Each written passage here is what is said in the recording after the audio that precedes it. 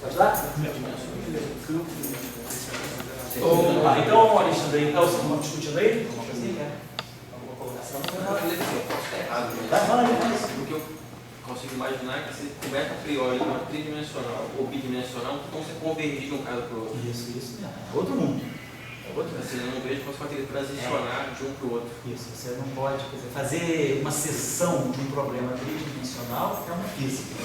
Fazer um problema genuinamente bidimensional é outra física. Esse exemplo está dando para a gente, tá certo? Então a redução dimensional ela vai nessa direção. Ela vai na direção de ignorar completamente a outra coordenada. Então o problema é genuinamente D-1 dimensional. Você elimina a chave ficou com você, né? A chave de nada, porque agora é... Essa chave, ela era tua pessoal ou era da sua? Não, era nessa área que eu estava usando que virou a secretaria. Certo, mas essa foi você que fez para você? Não. Ou era da secretária? Esse me deu a Márcia. Então chegou, então para devolver. Tá legal. E agora é da sala de reunião. Tá certo, não tá certo. Aí tem só para devolver, para saber o valor. Obrigado, Marcelo. Tá legal? O que queria falar alguma coisa? Uma coisa é você reduzir o espaço de fase, outra coisa é você reduzir justamente a dimensionalidade do seu problema. Vamos dizer, você nesse caso aqui está reduzindo a dimensionalidade do teu problema. Você está eliminando, é bom você falar isso, você está eliminando um momento na direção Z. Né?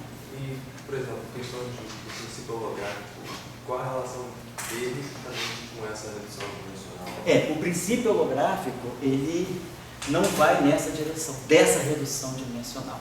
O princípio holográfico, ele te impõe, quer dizer, olhando um pouco o que se faz quando se faz ADS, CFT, por exemplo, você tem uma física genuinamente D+1 dimensional. E você quer ver a tua física no setor D-dimensional, você quer ver a tua física projetada na superfície. Só que a tua física projetada na superfície não é a física que você está ignorando a dependência Z, você diz que aquilo que chega a você na superfície é o resultado de uma dinâmica que ocorre no interior. Então, dentro desse princípio holográfico, o que se faz, o que se pensa é que aquilo que na superfície você vê como uma interação de gauge, como por exemplo o eletromagnetismo, ele é na superfície o eletromagnetismo, mas ele se propagou do interior para a superfície. No interior ele era a gravitação e na superfície ele é visto como eletromagnetismo. Então, aquilo que é a correspondência de gravitação no espaço inteiro e interação de gauge na superfície, o princípio holográfico está nessa direção. Então você não elimina a dimensão Z, você diz que a física na superfície ela é de uma certa maneira a evolução natural de uma física que tem no volume. Só que a física que tem no volume é gravitacional e a física que tem na superfície, por exemplo, é a interação forte ou a interação eletromagnética, certo? É diferente disso aqui também, certo? Esse aqui é o que a gente poderia chamar assim, de uma redução dimensional mais trivial. Porque o que você ganha com isso? O que você percebe com isso? De repente, se você fizer essa redução dimensional, você não vai ver alguns aspectos daquilo que está acontecendo no mundo de repente, na superfície, imagina que como você estava colocando, imagina que você tem um espaço espacial mesmo, tridimensional. Uma esfera tridimensional, você tem coordenadas x, y, z. Mas você quer saber a física na superfície da esfera.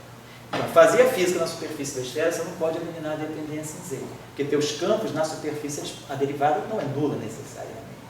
Então você tem que pensar que a tua física na superfície, de uma certa maneira, é simplesmente uma condição de contorno de uma física do interior do volume. Então, isso é o princípio holográfico. Aqui não, aqui nós estamos dizendo, você está no espaço todo, mas você não vê a dimensão Z. Então você tem uma situação muito mais radical. Você está eliminando muito mais física, você está perdendo fenômenos com isso. Tá certo? Mas o que você pode ganhar com isso? Será que a gente consegue entender alguns fatos? Só para pegar para vocês, então, vamos pegar, por exemplo, um caso bem simples, que são as equações de Maxwell, que a gente controla bem. Vamos só pegar aqui.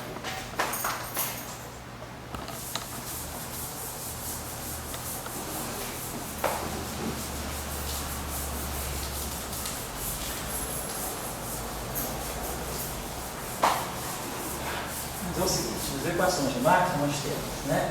Vou fazer tudo vamos aqui no mundo covariante. Então nós estamos pegando as equações de Maxwell, nós estamos em 3 dimensões, então o nosso campo elétrico, menos gradiente de φ, menos ddt do campo A. E o B é rotacional. Então, para nós, as equações de Maxwell, depois a gente escreve, a gente sabe que, para nós, os potenciais são as grandezas fundamentais. A partir dos potenciais, a gente tira os campos, mas o problema de Maxwell são os potenciais. Então, vamos fazer redução de... Então, nós estamos em 3 dimensões, porque nós temos espaço euclidiano tridimensional. Vamos olhar isso agora, mantendo a dependência temporal, mas vamos olhar isso aqui do ponto de vista bidimensional. Então, meu campo elétrico, aqui vai ter um DDZ, e aqui vai ter um AZ. Então, o DDZ do φ é zero. Então, nós vamos ter um campo elétrico, então nós já tínhamos visto, um vetor se decompõe num vetor e num escalar. Então, o que vai ser o campo elétrico em 2 dimensões, vamos chamar de E pequeno. Vai ser menos gradiente, entendendo-se agora que esse gradiente é ddx, ddy. No mesmo φ, o escalar não se reduz. Entendeu? Porém, aqui eu vou ter menos ddt do A.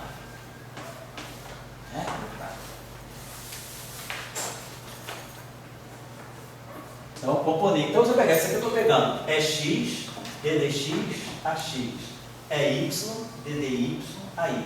Só que agora eu posso ter aqui uma componente z desse campo. Esse campo tem componente z. Só que a componente z desse campo se comporta como um escalar.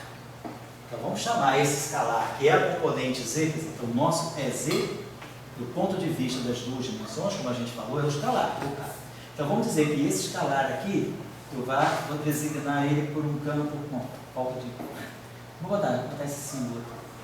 Um esse é meio gótico, que é um escalar, que é a terceira componente desse cara. Então, aqui não vai dizer DDZ do φ, não existe. Mas eu tenho menos DDT. E vamos dizer que a componente Z do A, eu vou chamar isso aqui de um escalar. É um escalar. Então, aqui eu estou chamando de A, vou chamar isso aqui de um escalar S. Então, o que eu fiz foi isso, só para colocar aqui o nosso campo vetorial em 3 dimensões. Ele vai se decompor num campo vetorial em 2 dimensões e num potencial escalar S. Tá? Então, eu ganhei agora um campo escalar. A partir do campo elétrico, eu vou ter um campo elétrico bidimensional, mas um campo escalar. Vamos lá. Vamos pegar agora o campo magnético. O campo magnético é a mesma coisa. Bx vai ser, só para a gente ter uma ideia, dx vai ser ddy do AZ menos ddz do AY. Py vai ser ddz do AX menos ddx do AY. E o dz vai ser ddx do AY menos ddy do AX. Então, nós já vimos, nós não temos dependência em Z, então esse termo aqui vai embora. Não temos dependência em Z, então esse termo aqui vai embora. Então, eu vou ganhar um campo magnético bidimensional, dx e dy, que está ligado como se fosse o gradiente do escalar S. Só que não é bem o gradiente. Por quê? Porque esse cara aqui tem a componente menos, o y é menos ddx e o x é ddy. Né? Acho que foi esse curso aqui, a gente já falou que era bidimensional. Tem 2 dimensões, né? A gente pode. Tem o dual, não é isso? Foi? Foi na sinal, Será o dual, né? Então, eu posso pensar assim: o gradiente dual, o gradiente em 2 dimensões é ddx, ddy. E o dual de um vetor em 2 dimensões, ele é ddy menos ddx. Basicamente é isso aqui. Então, o que é? Então, o que é o laplaciano é dx ao quadrado e y ao quadrado, agora a divergência desse cara aqui é zero. Vou tirar a divergência, esse tipo de divergência desse objeto aqui. A gente viu que isso aqui está ligado ao rotacional. Então, conclusão, eu posso escrever. Então, meu campo magnético ele vai ter aqui menos ddx e aqui vai ter o ddy. Eu posso dizer o seguinte: eu vou ter um campo magnético vetorial. Eu vou ter um vetor magnético que eu vou chamar de B pequeno, que vai ser o gradiente dual do S. Então, dx é ddy do S e o dy é menos ddx do S. Então eu tenho, meu campo magnético vai se quebrar num campo magnético, entre aspas, e a terceira componente dele, Z, então eu vou chamar o BZ disso aqui, é essa componente aqui que vai ser o rotacional do Azinho. Isso aqui vai ser o rotacional do A. Isso aqui é o que deve persistir. Só que, claro, isso aqui é um pseudo-escalar. Isso aqui é um rotacional, se fizer uma reflexão, mas tudo bem, é um escalar. Então, o meu campo magnético seria compor em duas componentes. Uma componente vetorial, que é o gradiente do alvo de um escalar, e uma componente vetorial escalar, que é o rotacional de A. Então, agora eu já sei, então eu vou ter 4 campos no final do dia. Eu vou ter um campo E, um escalar E, um vetor P e um vetor e um escalar P. Então, os 4, não perdi nada. É X, é Y e é Z estão aqui. Isso aqui forma o E. Ficam voltando sempre aquela questão da teoria de grupo. Uma representação vetorial de 3 dimensões é um vetor em 3 dimensões, mais um escalar em 3 dimensões. Isso aqui, na verdade, em 3 dimensões não é um vetor, é um pseudo-vetor. Então, um pseudo-vetor em 3 dimensões, ele vira um pseudo-escalar e um pseudo-vetor. Então, fizemos uma redução como a gente esperava. Muito bem, então isso aí é o que os potenciais estão nos dizendo. Então, olhando para o setor de campos. Agora, mas esses campos, bom, se a gente fosse olhar só os campos, né, a parte, vamos dizer assim, mais tensorial, parava por aí. Só que nós temos uma descrição dinâmica, nós temos equações para esses campos aí. Então vamos olhar agora como é que a dinâmica desses campos vai se processar em 2 dimensões. Não podemos parar aí, é só a decomposição tensorial. Muito bem, então vamos pegar a equação, né? Começar pela equação do campo elétrico em 3 dimensões. Divergência de E. Oi? Só para enxergar a questão daqui, com esses 2 caminhos aqui, para enxergar que eu vejo mais, porque tem um menos dx mais peraí, eu não tinha só, vou dar. Tá, o teu Bx é dy do AZ, que é o S. E o teu By é dz do AX, que é 0 menos o dx do AZ, que é o S. Então, você está vendo que o teu B, ele tem essa forma. dy do S menos dx do S. É o AZ que é o S, né? Oi? É o AZ que é o S, né? É o AZ que é o S. Então, isso aqui é justamente o dual do gradiente. Mas se eu não quiser criar esse dual, o negócio que eu tinha falado, eu insiro o dual no escalar? Como? Não, se eu não quiser criar uma operador dual, eu certo. posso jogar em cima do... Pode. Que eu tinha falado. Ah, entendi. Você poderia pensar, deixa eu apagar aqui, fazer isso de outra maneira. Tá, certo. De outra maneira. Agora, deixa eu estar falando, deixa eu apagar aqui. Ah, tá aqui. Isso aqui é dy do AZ, isso que a gente está falando, né? Menos dx do AZ, tá certo. Então, você fala, se nós não quisermos criar o dual, do operador. Certo. Como é que naturalmente sou forçado a mudar o sinal dos meus vetores ou escalas? Mas, digamos assim, nós não mudamos o sinal, nós pegamos os sinais naturais de 3 dimensões. Não, pronto, mas aí ó, eu faço meu gradiente dx, continua sendo dx dy, e eu tento aproveitar aquele sinal e insiro ali no AZ, de alguma forma. Não era aquilo que tinha me mostrado? Não. Na verdade, talvez não tenha sido com o A, talvez tenha sido com A. Não, pera. Talvez tenha sido ali no... Alexandre, talvez seja o seguinte, presta atenção numa coisa só. Desculpa, um instantinho só. Aqui você pode dizer o seguinte, ó, vamos pegar isso aqui, BZ, que é o que nós estamos chamando de B. Bom, isso aqui é dx do AY menos dy do AX. Então, isso aqui é o rotacional. Então, eu poderia escrever isso dessa maneira, assim. Isso aqui é dx. Quem é o AY? Se eu pegar o campo A, o campo A é o componente x em 2 dimensões, componente y. Quem é o dual do meu campo A? O dual do meu campo A ele vai ter componente y e menos componente x. Então, esse cara é ortogonal a isso. Isso, escalar isso, dá para dar zero. Então, esse cara aqui é o ortogonal desse. Se o meu campo A está assim, o meu campo aqui sentido para aqui. Então, é um campo de 90 graus na rodada no sentido horário. Beleza, tá? Então, eu posso dizer o seguinte: quem é o AY? O AY é a componente X do lado alto. Então, eu poderia dizer que isso aqui é a dual componente X. A componente X desse objeto é o AY. E quem é o menos AX? É a componente Y desse cara. Então, eu intrudo, como você está falando, pega esse menos AX, eu digo que é o dual Y. Então, isso aqui fica uma divergência. Ou eu escrevo divergência de A dual, ou eu escrevo rotacional de A. Em duas dimensões é a mesma coisa. Quer dizer, o rotacional em duas dimensões, ele na verdade é um divergente. Mas aí eu joguei aqui pro A, né? A dualidade. E lá no S, não tem como. Não tem como, porque é o escalar. O escalar não tem igual. Não, mas então eu vou ficar com dois tipos de operadores, um que é dual e outro que não é. E o objetivo é justamente mas você não pode trabalhar com operadores duais. Você não quer trabalhar com operadores duais. Aí da mesma coisa que eu consegui eliminar a dualidade do operador, no escalar. Você poderia fazer o que talvez você pudesse fazer aqui. Vamos botar o seguinte. Se você disser que isso aqui é o DI. Você poderia escrever que o betil é igual ao gradiente desse. Se você colocar o betil, né? Se você pegar o dual do B, vou pegar aqui, esse nosso B, ele está assim. Ele é o dy do AZ, coisa igual ao dy do S, e menos o dx do S. Então você poderia dizer que quem é o meu betil? Meu betil é pegar a componente x dele e a componente y desse aqui.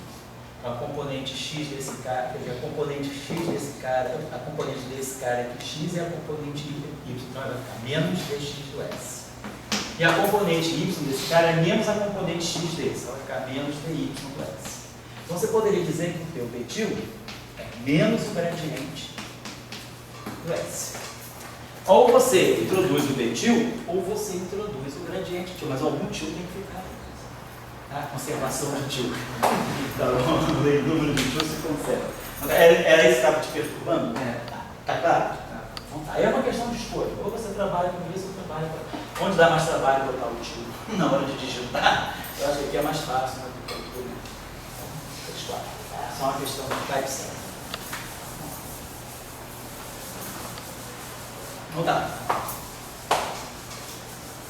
Então vamos lá.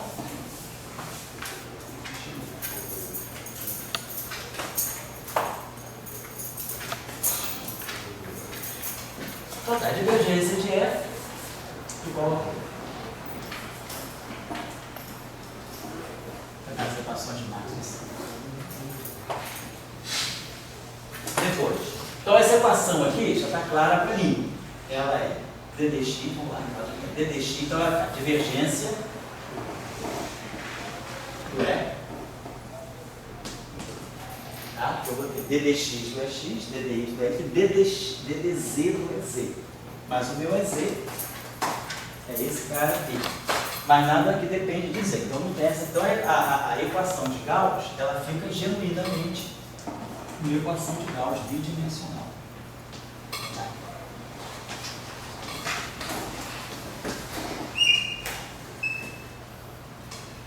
Aqui. Agora, olhar para o campo elétrico é aqui, ó. Então, por exemplo, menos gradiente de φ, se o problema for estático, isso aqui não tem, então continua sendo uma equação tipo Poisson, tá? Classiano, né? Vamos pegar agora o rotacional. O que vai acontecer com essa equação? Essa então, é a equação de Faraday rotacional de E igual a menos dB/dt. Então, eu vou ter essa equação no setor X, no setor Y e no setor Z. Então, a componente X disso aqui, a componente vai ser menos ddt do dx. Então, vamos escrever isso aqui. Se eu escrever vamos escrever essa equação para a gente poder tirar todas. Então, isso aqui vai ficar derivada em x do y, componente x, tá? Derivada em y do z, menos a derivada em z. Vou colocar tudo, depois a gente apaga. Isso aqui é menos ddt do dx. Componente y dessa equação, dz.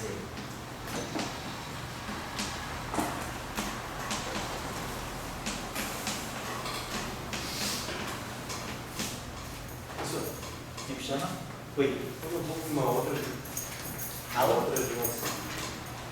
As minhas constantes vão ser todas iguais ou elas vão sofrer algumas alterações? Não, a gente deve sofrer alguma, a gente tem que ver a dimensionalidade depois, exatamente. Eu estou botando assim a mesma letra, mas depois a gente vai ter que ver qual é a relação entre o que é constante numa dimensão e o que é constante na outra dimensão. Bom, e aqui, componente Z.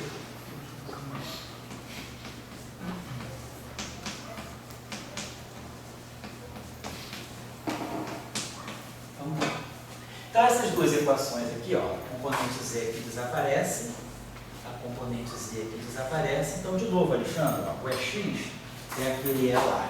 Então, ó, isso aqui fica o gradiente dual. Então, essas duas equações aqui, elas estão me dizendo que o gradiente dual do E é igual ao componente X aqui. Então, isso aqui, esse DDY é a componente X do dual. E o menos DDX é a componente Y do dual. Então, o dual é igual a menos DDT. E aí é tudo B pequeno, certo? DBX, BY, eu acho que eu chamei de B, né? Isso, né? A BX, BY, BX, BY, onde é que já está? BX, BY eu chamei de B e BZ eu chamei de BX. Tá certo, então tá aqui. Então, tá certo. Então, esse cara, tá aqui, né? Então, o E é o BZ, então é Z, né? É esse cara aqui, tá certo. Então, eu só estou tomando besteira. Tá certo, é Z, tá certo. E aí o perfeito. Aqui ficou o BX e o BY, foi o que eu chamei de B pequeno, foi menos DDT do B pequeno, tá certo. E essa equação aqui, ela está me dizendo, então, que justamente o rotacional do E pequeno, ou, se nós quisermos, né, o rotacional do E pequeno, ou se a gente quiser o divergente, né, do E, eu posso chamar esse DDX aqui, isso aqui é DDX, é o dual, tá certo, é o gradiente, eu posso escrever isso aqui desse modo, que é a mesma coisa que isso aqui, né? O gradiente dual, divergência dual, porque a divergência dual, a componente X dela é o DDY, né? E a componente Y dela é o menos DDX. Então, se eu tirar a divergência disso aqui, é X, é Y, né? Então, isso aqui vai ficar DDY do AX, ou DDY do AX menos DDX do DDY do AX, né? Que é menos esse cara aqui. Então, esse é, então tá certo. O rotacional então é menos. O rotacional de E é isso aqui. É menos isso aqui, que é o dual do gradiente, é isso aqui. Então, se eu botar um sinal menos aqui, isso aqui vai ficar menos, e isso aqui vai ficar mais. Então, aqui vai DDX atuando na Y, menos DDY atuando na X. Então, eu posso escrever essa equação, né, desse modo, colocando o próprio rotacional de E, ou então colocando menos a divergência do dual, ou então, se eu quiser, também posso escrever isso aqui como sendo a divergência. Se eu fizer agora, esse cara é Y aqui, menos a componente X do dual, e o menos a X é a componente Y do dual. Então, eu posso escrever isso aqui. Então, esse é Y,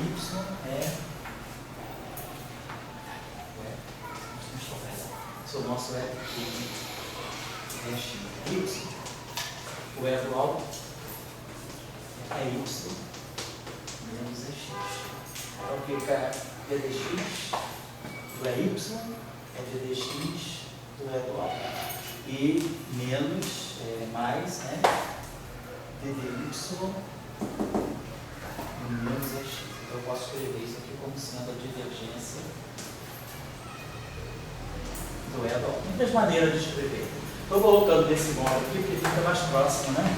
Das três dimensões, o rotacional do E pequeno igual a menos DDT do BZ. Então, nós temos ampere máximo aqui, temos aqui o rotacional do E menos DDT do B. Então, nós temos, então a lei de, Gauss caiu numa só, que é uma equação escalar.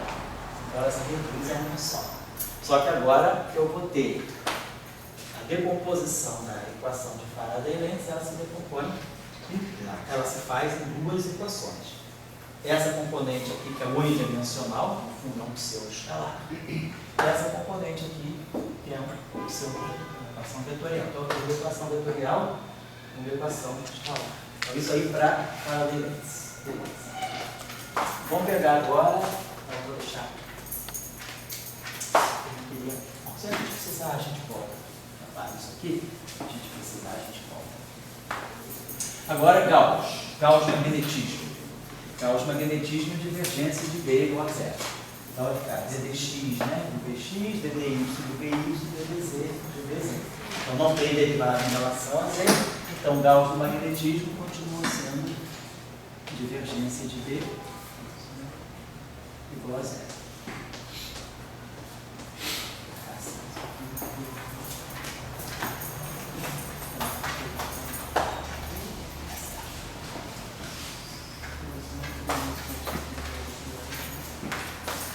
E agora Faraday-Lenz. Não, agora é a Fermat. Né? Então, isso aqui é Gauss magnetismo. Então, isso aqui veio do divergente de B igual a zero. Só me dá uma equação só. Que é uma equação escalar. E agora nós temos um rotacional de B. Vou colocar aqui I0 e ε0. Vamos colocar assim, né? B é dt. Mais I0. E a gente tem a equação de continuidade da corrente que diz que a derivada, quer dizer, a continuidade da corrente, né, dt, né, ρ, uma divergência de J igual a zero. Tem uma equação de continuidade aqui. Vamos lá. Então vamos pegar a componente x dessa equação. Então, de novo, a gente vai ter aqui ddx, né, do dy, menos dy do dx. Zero, epsilon zero.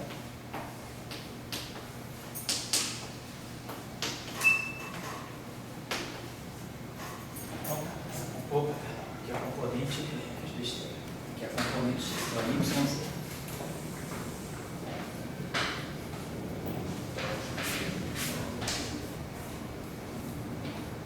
Depois a componente y.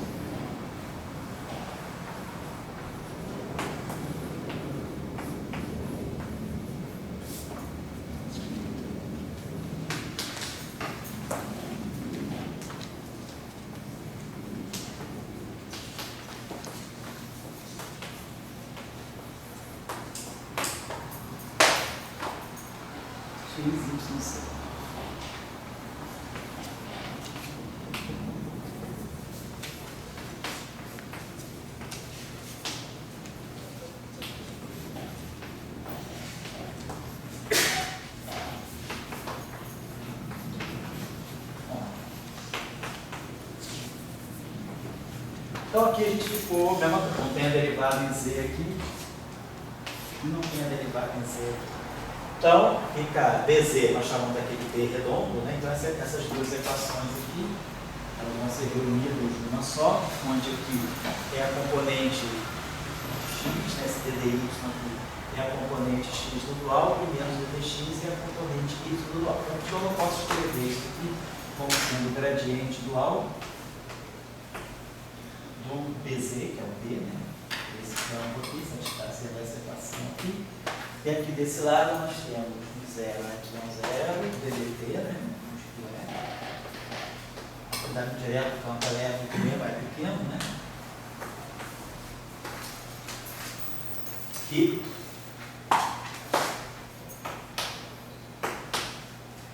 zero J. Vamos executar o que?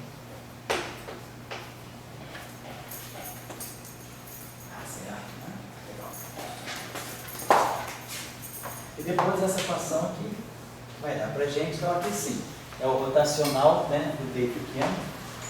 Aí eu posso escrever, faz o que vocês quiserem, divergente do alto B, ou divergente, menos divergente do redondo, da rotacional de B, igual a B0, epsilon 0, ddt,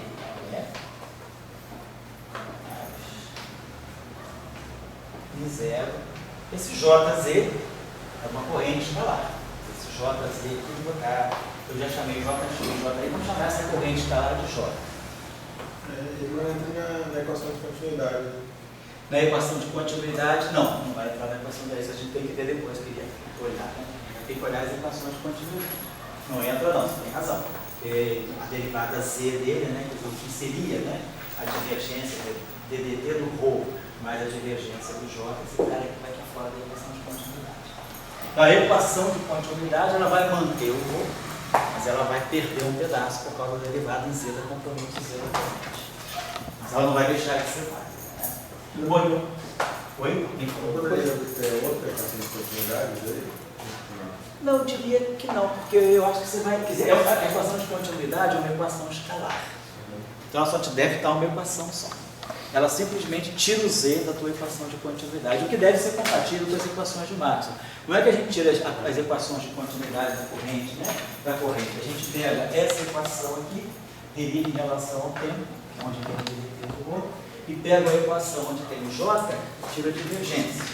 Então, se eu tirar a divergência aqui, a divergência do gradiente dual, né? Eu acho que isso aqui é zero, né? A divergência do gradiente dual. A divergência é ddx, ddy, né? Desse vetor aqui. Esse vetor aqui é a componente x dele é o ddy, e a componente y dele é menos dx. Então, se eu tirar a divergência do gradiente dual, dá zero, para ddx, ddy menos ddy, dx. Então, se eu tirar a divergência dessa equação aqui, eu vou produzir ddt da divergência de E e a divergência de J. Mas a divergência de E está aqui com ddt do ρ. Então, você vai dar a equação de continuidade. Eu continuo tendo aqui ddt do ρ mais divergência do J pequeno igual a zero. Então, a equação de continuidade de 3 dimensões, ela me assegura a equação de continuidade de 2 dimensões. Está claro para vocês? É só manipular essas duas equações. Tirar o ddt daquela, vai produzir aqui divergência do ddt. E tirar a divergência daqui, lembrando que a divergência do gradiente dual é zero. E aí aparece ddt da divergência de E, que eu elimino de lá para aqui, usando a divergência de J e ddt do ρ, certo? Então a equação de continuidade permanece. Depois. Então é o que a equação de continuidade está aqui. Agora, aparece, né, essa componente aqui. Depois tem que interpretar o que é isso aqui. Porque imagina bem, tem uma corrente J.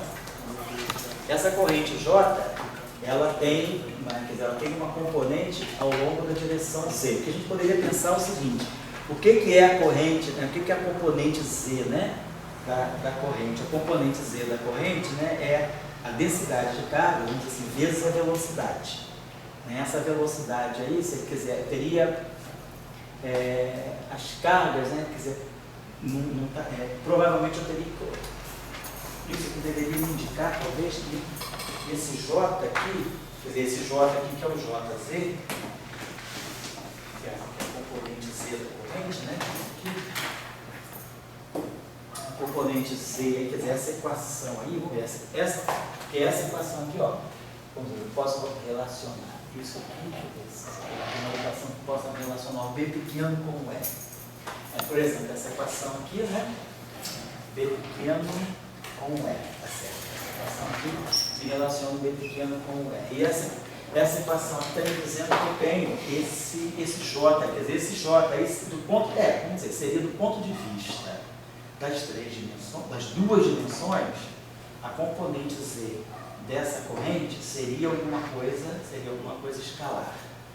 Quer dizer, seria um escalar, eu não estaria no plano, mas eu não quero dizer com isso que ela vai ser necessariamente zero. Vocês têm que olhar aqui, vamos dizer, a consistência entre essa equação, por exemplo, e essa aqui. Se a gente tira, por exemplo, o ddt dessa equação aqui, eu produzi o D2, dt para o vou ganhar uma equação de onda. Né? A gente só se perde, a gente provavelmente vai ganhar uma equação de onda para esse aqui. Se eu olhar agora, ver se eu tiro o vínculo aqui, mas eu não vejo nenhuma razão pela qual esse J seja igual a zero. Esse J aí é uma espécie de uma fonte. Nós estamos agora, aquilo que é visto como uma componente Z de uma corrente de 3 dimensões, ela é um escalar nesse mundo. Ela deve ser alguma fonte de alguma coisa. Vamos pensar só uma coisa. Imagina o problema. Se nós, então, bom, as equações de Maxwell são essas aí. Se a gente quiser, por exemplo, olhar essas equações de Maxwell, no vácuo faz o ρ igual a zero, faz todas as fontes iguais a zero, a gente vai ganhar equações de onda. Então, tudo isso que deve estar, tarefa, né? Tarefa imediata, de aplicação imediata. É zerar as fontes, quer dizer, chegar às equações de onda no vácuo. Vamos colocar. Então, a gente teria que ver o seguinte: cada campo desse vai ter que satisfazer a equação de onda no vácuo. Então, se eu fizer isso aqui igual a zero, então o que eu preciso tirar a equação de onda? Eu preciso ter derivada segunda. Então, pronto, se eu derivo essa equação aqui em relação ao tempo, eu vou produzir uma derivada segunda de V. Aí eu vou ter uma derivada primeira de E. Mas a derivada primeira de E, fonte zero, a derivada primeira de E eu relaciono com o rotacional de B. Então eu vou ter gradiente de U do rotacional de B. Aqui eu teria D2 dt2. Agora o gradiente do rotacional de B, se vocês se lembrarem bem, é duas dimensões, isso aqui é um escalar. O gradiente de U é ddx dy menos ddx. Tirando então o gradiente desse objeto. E esse objeto aqui é um escalar, né? ddx dy menos o ddx dx. Então eu estaria tendo alguma coisa que vai me dar derivada segunda temporal de B. E aqui, eu poderia ter escrito isso de outra maneira. Deixa eu pagar isso. Eu acho sucinto até a gente fazer assim. Quem é o gradiente de U? O gradiente rotacional de U. Eu posso escrever isso aqui como assim: epsilon ij dj. De quem? Do epsilon kappa L d kappa BL. Estou usando a coisa que é melhor fazer isso do que abrir em componente. Vamos usar genericamente, né? Então, a componente, quer dizer, a componente I do gradiente é DDI, mas a componente I do gradiente dual é epsilon j dj, que dá dx menos dy. E a componente do rotacional é um escalar. Então, epsilon kappa L d kappa BL. Só que epsilon ij vezes epsilon kappa L me dá delta de kappa, delta de JL, menos delta de L, delta de JK. Isso aqui é um produto dos dois L. Delta de K, delta de JL, menos delta de L, delta de JK. DJ, dK. Bem, lembra-se do lado direito eu vou ter um D2, dt2 do B. Só para ter uma ideia, né? Então esse primeiro termo aqui vai ficar TI, BK. Então o K vai ficar I e o L vai ficar J. Então esse primeiro termo aqui vai ficar, o K vai ficar I e o L vai ficar J. Vai produzir aqui um divergente de B. E aí o segundo termo, o I, o J vai ficar K, então vai produzir um laplaciano e um DI. Aumento laplaciano de BI. Aumento laplaciano de B. Só que a divergência de B pequeno é zero. Então esse termo aqui não tem. E aí a gente dá uma equação de onda. D2 dt2 do B e um laplaciano do B. Claro, eu estou omitindo a velocidade da luz que vai sair daqui. Aqui eu tenho um zero, epsilon0, que saiu daqui. Essa equação aqui. A gente usou essa equação aí? Usou? A gente derivou essa equação aqui em relação, tirou a divergência, né? Tirou o gradiente do alto. Isso aqui. A gente tirou o DDT disso aqui e produziu um DDT de E. O DDT de E vai trazer 1 sobre μ0, epsilon0, que é o C2. Então, a gente vai ganhar exatamente a equação de onda. Estou manipulando com essa equação, derivando essa equação em relação ao tempo, usando essa identidade aqui, né? Que o gradiente dual do rotacional de B em duas dimensões é o divergente de B. Em duas dimensões vale essa igualdade aqui. Gradiente dual do rotacional de B é divergente de B menos, né? O Laplaciano tem gradiente do divergente de B.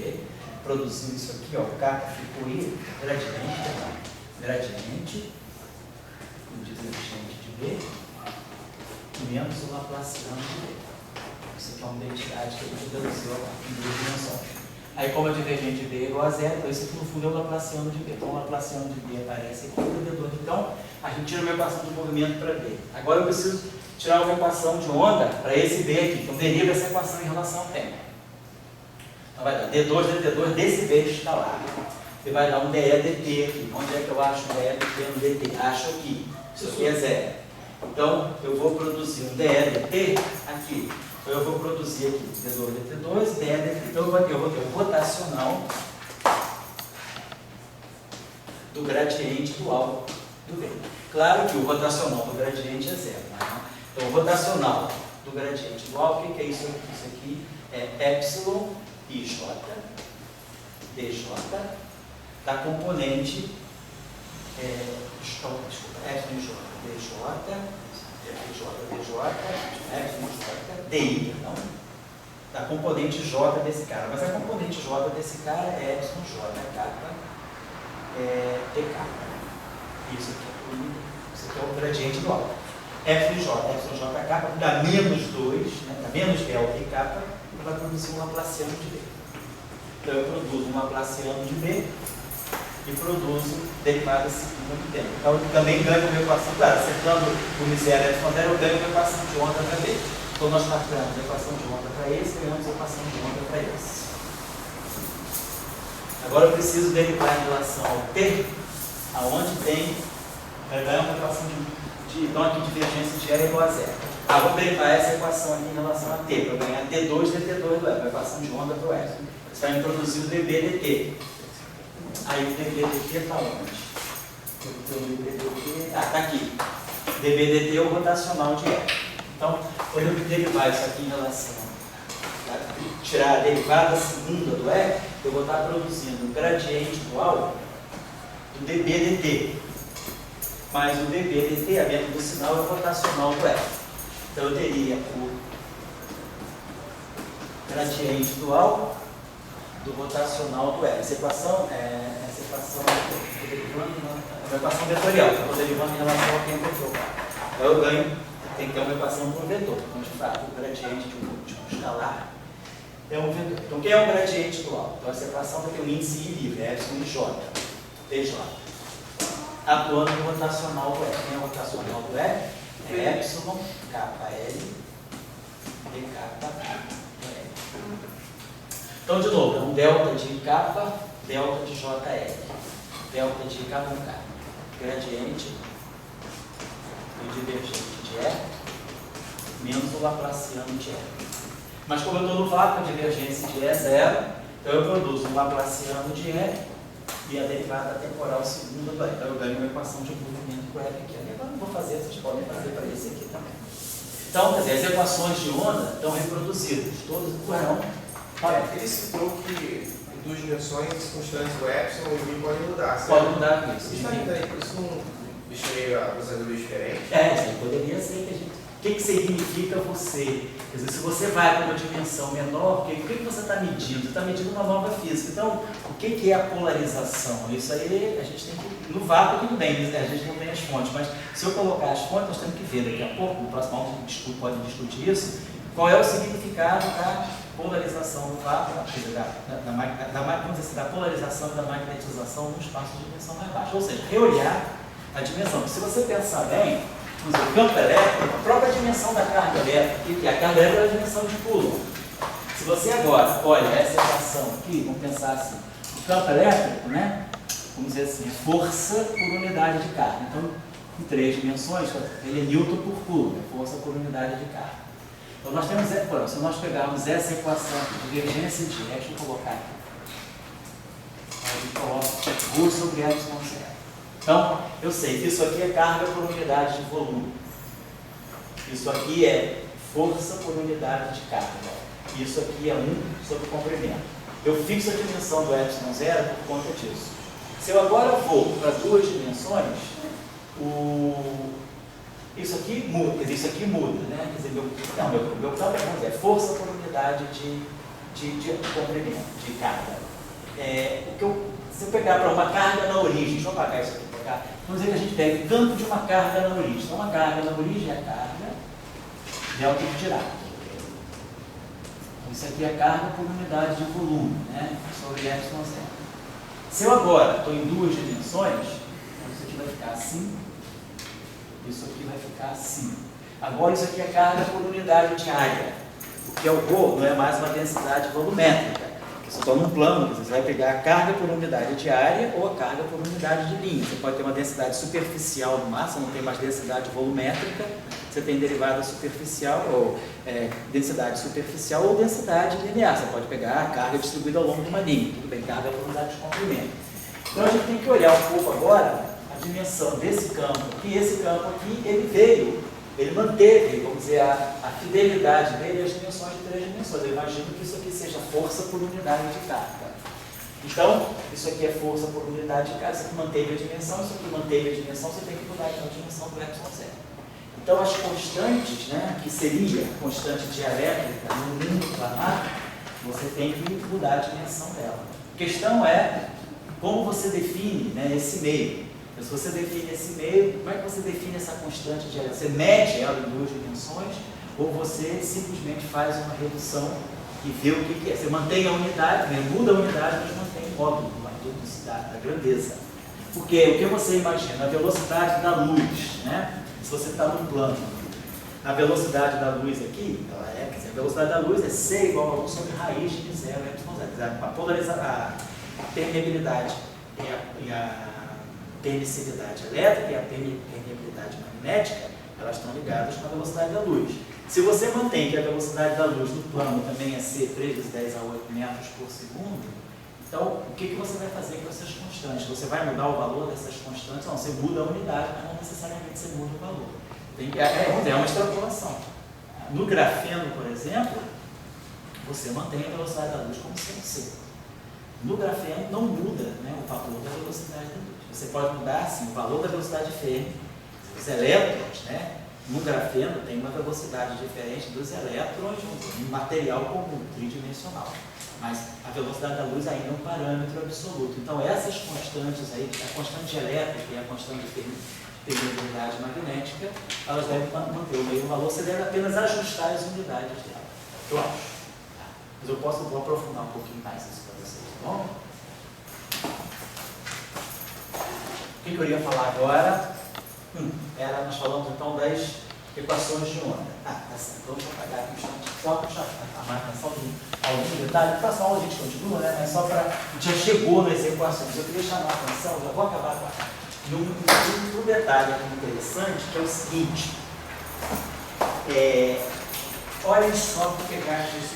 Imagina que nós tenhamos uma carga na origem em 3 dimensões. Então tem 2 coisas que eu posso pensar. Se eu estou num espaço tridimensional, eu coloco uma carga num certo ponto do espaço. Então a carga está num ponto do espaço. E a outra situação é eu ter uma corrente. Por exemplo, se eu pegar uma corrente ao longo da direção Z, essa corrente, ela fura o plano, ela intercepta o plano num ponto. Então o que é a corrente, vamos dizer assim, tridimensional, vou colocar isso aqui assim. Apesar que a corrente tridimensional, ela intercepta o plano num ponto. Então, esse ponto aqui, o ponto do espaço-tempo, ele é representado pelo delta de Dirac. Então, se eu pensar que... E uma carga, não. Se eu pegar uma carga no espaço tridimensional, ela é um delta 3 de x. Então, isso é uma situação. O que é o delta 2 de x? Se eu olhar, então, por exemplo, essa situação aqui, por exemplo, né? Vamos olhar aqui. Por exemplo, se a gente olhar para esse campo aqui, mas esse campo aqui não tem fonte externa, né? Vamos pensar nas fontes só. Então, por exemplo, campo elétrico. Então, aqui eu vou ter que pegar uma carga na origem. Então, se eu pegar uma carga na origem em 2 dimensões, eu vou colocar aqui genuinamente colocar aqui uma carga na origem, aqui é delta 2 de x sobre epsilon zero. Então, o meu problema fica definido genuinamente em 2 dimensões. Eu coloquei uma carga, que é o ρ, em 2 dimensões, que é uma carga na origem em 2 dimensões. Tá certo. Agora, a corrente, né? Se eu pegar agora uma corrente tridimensional, se eu tiver um problema de um condutor, de um fio infinito, né? Um fio conduzindo uma corrente estacionária, como a gente faz em 3 dimensões, o campo magnético de uma corrente estacionária. Então, essa corrente estacionária, a componente Z dela é isso aqui. Então, isso aqui é a componente Z da corrente. Então, o que é a corrente estacionária? Ela tem ao longo do eixo dos eixos. Então ela vai ter o delta de x, que ela está x igual a 0, ela existe para y igual a 0, O Z não, é uma corrente ao longo do eixo dos eixos. E é uma corrente constante. Se eu tivesse essa corrente aqui, ela é J delta 2 de X. Então isso aqui seria corrente ao longo do eixo dos eixos, em 3 dimensões. É um problema, né, que eu tenho todo o eixo do X igual a 0, o eixo dos Y igual a 0. Então essa corrente só existe no eixo dos eixos. E ela está orientada, vamos dizer, no sentido Z. Então é uma corrente ao longo da direção Z, né, e está em cima do eixo dos eixos. Vamos dizer que seja isso aqui. Então essa componente Z aqui é o que está aqui.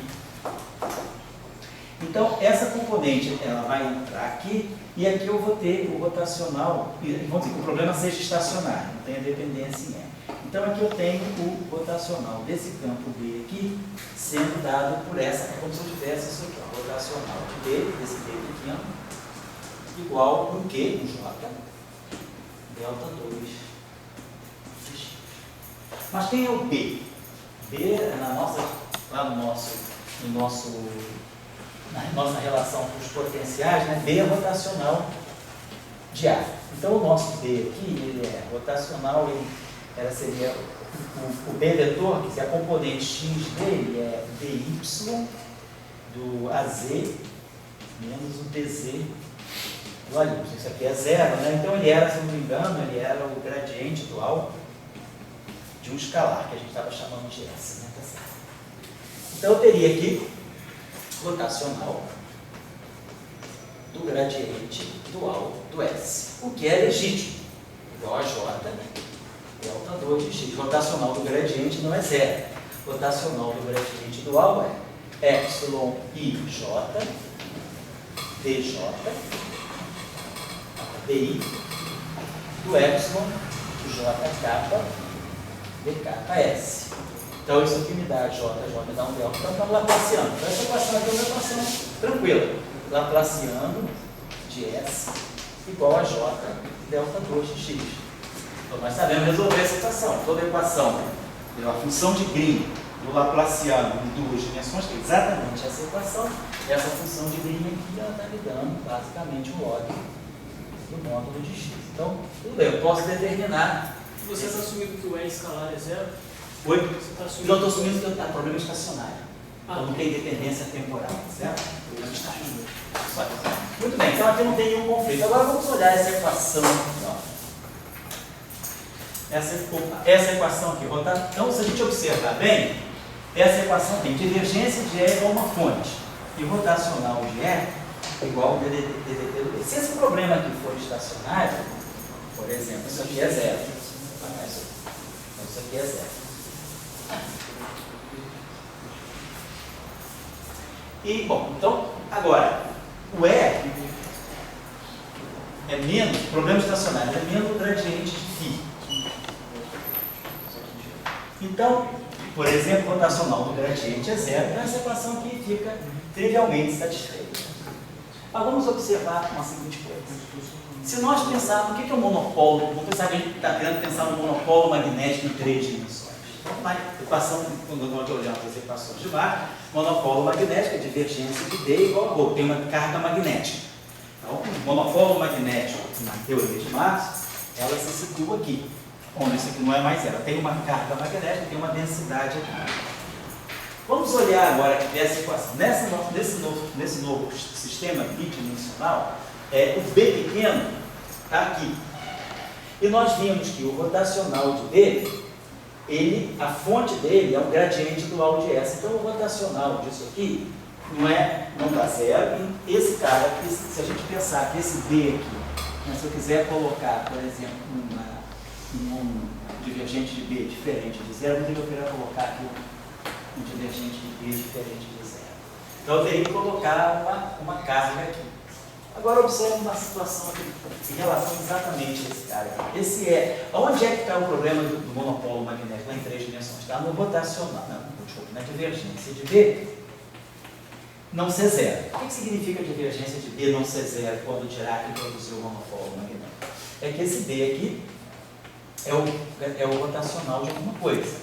E aí a divergência de um rotacional, em geral, ela é zero se a função tiver derivada segunda contínua. Mas se a função não tiver derivada segunda contínua, a divergência do rotacional não é zero. Então, quando eu coloco o monopolo magnético, eu estou abrindo a possibilidade disso aqui ser diferente de zero, e aí a gente acha exatamente lá como o Dirac achou, a estrutura, né, quer dizer, a função do potencial vetor para o monopolo magnético. Deixa eu apagar isso aqui agora. Então, onde é que nós introduzimos, né, o monopolo magnético? Nós introduzimos o monopolo magnético na equação que é homogênea. Lá na teoria de Marx, nós temos rotacional de E igual a dt e divergência de B igual a zero. Então, divergência de B igual a zero estruturalmente. Não posso colocar K e QB o rotacional de alguma coisa. Então, quando eu coloco o monopolo magnético, o que eu estou violando? Eu estou violando uma equação que é estrutural. Então, se eu olhar agora aqui, nesse novo setor, o que a gente observa é, suponhamos que eu tenha uma carga, então meu campo elétrico aqui é menos do gradiente de S. Só que, se eu olhar essa equação aqui, rotacional de E, estaria falando do rotacional do gradiente de S, que obviamente em princípio é zero. Mas será que eu teria a chance de introduzir alguma modificação que fizesse o papel do monopolo magnético em duas dimensões? O que seria o monopolo magnético em duas dimensões? O monopolo magnético em duas dimensões seria uma violação de alguma equação que é uma equação estrutural das duas dimensões. E é essa equação que nós tínhamos, eu apaguei isso aqui, então isso aqui para a gente tinha, eu acho que DDT, né? Alguma coisa assim. Então essa equação aqui é uma equação homogênea, que não tem fonte, como essa equação aqui também é uma equação que não tem fonte. Então, todas essas equações aqui têm fonte, ó, tá? Então, tudo isso aqui tem fonte advinda daqui. Então, eu não vou poder colocar a singularidade aqui. Aquilo que vai ser o candidato ao monopolo não vai ser daquela. Tem que vir das equações, a equação que é homogênea, que não tem fonte. Essa equação aqui também tem fonte, é só se eu posso zerar ou não zerar a fonte. Mas essa equação aqui tem fonte. Então, essa equação aqui, por covariância, esse ρ aqui está ligado com esse J aqui. Então, do ponto de vista, né, das equações de Marx, essa equação aqui e essa equação, elas estão ligadas pela carga e pela corrente. Então, são duas equações, quando a gente olha lá as equações de Marx, o eletromagnetismo em forma covariante, essas duas equações, elas são parceiras do ponto de vista da relatividade, onde tem a carga. Agora, essa equação aqui está ligada com esse E aqui, né, esse E aqui está ligado com esse B, essa equação aqui também tem fonte. Agora, essa equação aqui, ó, não tem fonte nenhuma, e essa equação aqui também não tem fonte nenhuma. Então, essas duas equações devem estar ligadas de alguma forma pela relatividade. Então, se eu quero pensar em colocar alguma coisa que seja um tipo de monopolo magnético, eu teria que manipular, né, com essas equações. Lá em 3 dimensões eu coloco o monopolo magnético exatamente na divergência do B. Então, se eu tô... Agora aqui nessa equação, se eu tenho esse objeto aqui igual a estático, né, se eu estou numa situação estática, essa equação é uma equação escalar. Então, se eu penso aqui o seguinte, se nós colocarmos aqui, vamos pensar que a gente altera essa equação colocando uma fonte externa. Vamos colocar aqui uma fonte sigma. E aqui uma carga da origem. Então, eu coloco esse objeto aqui. Quem é rotacional de E? Rotacional de E é rotacional do gradiente de φ. Então, isso aqui está dando para nós o seguinte, isso aqui é ddx, ddy do φ, menos ddy, ddx do φ, igual a sigma delta 2x. A pergunta é, essa equação aqui, se esse objeto aqui tem derivadas segundas contínuas, então esse operador aqui atuando nisso dá zero. Então não tem como isso aqui acontecer. Para que isso aqui aconteça, é preciso que esse cara aqui não tenha derivadas segundas contínuas. Então, o que eu estou colocando para vocês é o seguinte, se nós pegarmos essa função aqui, ddx, ddy, e aplicarmos menos ddy, ddx, deveria ser zero. Mas se eu aplicar essa função aqui no arco tangente y sobre x, isso aqui me dá exatamente esse objeto.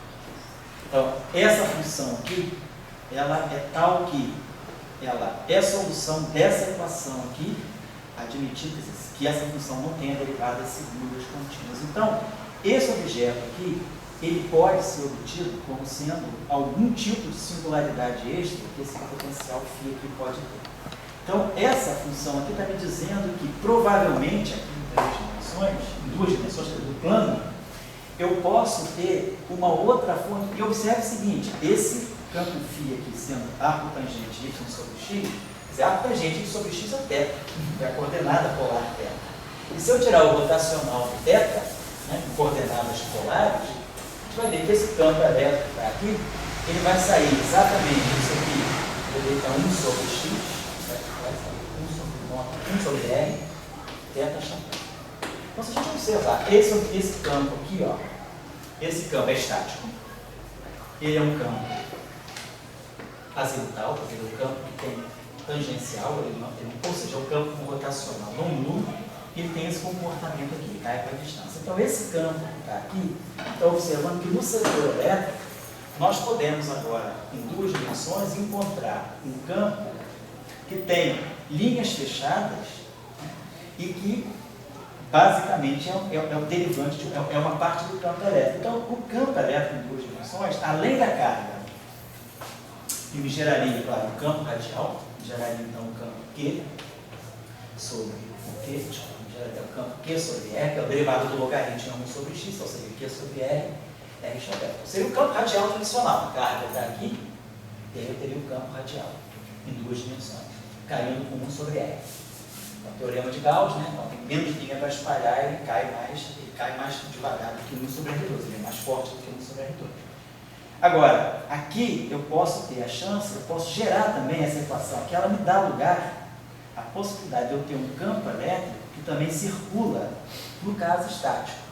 Então, essa equação aqui, isso aqui seria, talvez a gente vai observar na próxima aula, o análogo daquilo que seria o setor do monopolo magnético em 3 dimensões. Na redução dimensional, isso está aparecendo. Então, vamos tentar entender na próxima aula porque é que aquilo que seria o monopolo, seria uma estrutura que teria monopolo magnético em 3 dimensões, em 2 dimensões, isso deixa de ser um monopolo magnético e passa a ser um outro tipo de singularidade que o campo elétrico pode desenvolver. O campo elétrico ele pode ter uma singularidade 1 sobre R sendo radial e vindo dessa equação, ou ele pode ter uma singularidade 1 sobre R, mas ele sendo um campo de linhas fechadas gerado por alguma estrutura, quer dizer, por alguma fonte, né, que seja uma fonte pontiforme que está passando aqui. Então vamos ver qual é a relação entre esse objeto aqui e aquilo que seria, né, um monopolo magnético em 3 dimensões. Por que eu estou fazendo isso? Estou fazendo isso para vocês perceberem que quando a gente faz a redução dimensional de um sistema, a gente pode, no processo de mudar a dimensão, que a gente muda drasticamente a física, quando a gente muda a dimensão, a gente pode estar deslocando, né, setores de uma teoria para outros setores. Então, quer dizer, a singularidade que deveria ser o monopolo magnético em 3 dimensões, ela agora está aparecendo naquilo que eu imaginei que pudesse ser o campo elétrico, né, em 2 dimensões. Estou imaginando que esse E aqui, ele vem das componentes, a Y e a X, desse campo aqui. Então, para mim, esse campo aí, ele seria o que eu naturalmente chamo de campo elétrico no plano. O campo elétrico é pequeno, tem a divergência de E igual a zero.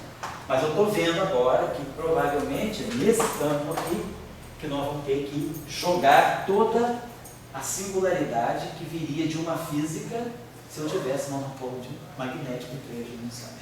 Então, na aula que vem eu vou continuar a discutir essa questão aí, que eu acho que essa questão é interessante, porque mostra um pouquinho as diferentes facetas de uma redução dimensional. Eu vou deixar uma tarefa então para vocês, quem quiser fazer aí. Pode falar. Só uma perguntinha.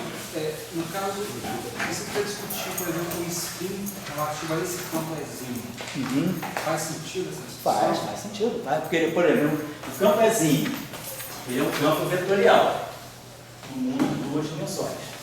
Ou seja, o campo vetorial está numa representação bem definida. Só que agora o meu grupo é um grupo SO2, não é mais um grupo SO3. Então, como ele se transforma sob rotação? A maneira como ele se transforma sob rotação está definido no fundo de primeiro. Sob rotação, nós sabemos, todo vetor em 2 dimensões, se eu fizer uma rotação de um ângulo θ em torno do eixo dos eixos, a matriz de rotação é cosseno seno, né? Menos seno, cosseno. Isso aqui vai atuar em x é ele. Então, esse padrão aqui é que está me dizendo, esse campo aqui tem tal, ele corresponde a tal representação do grupo pessoal, então tem tal spin. Só que, como eu tinha dito no início da aula, o spin agora é um spin contínuo.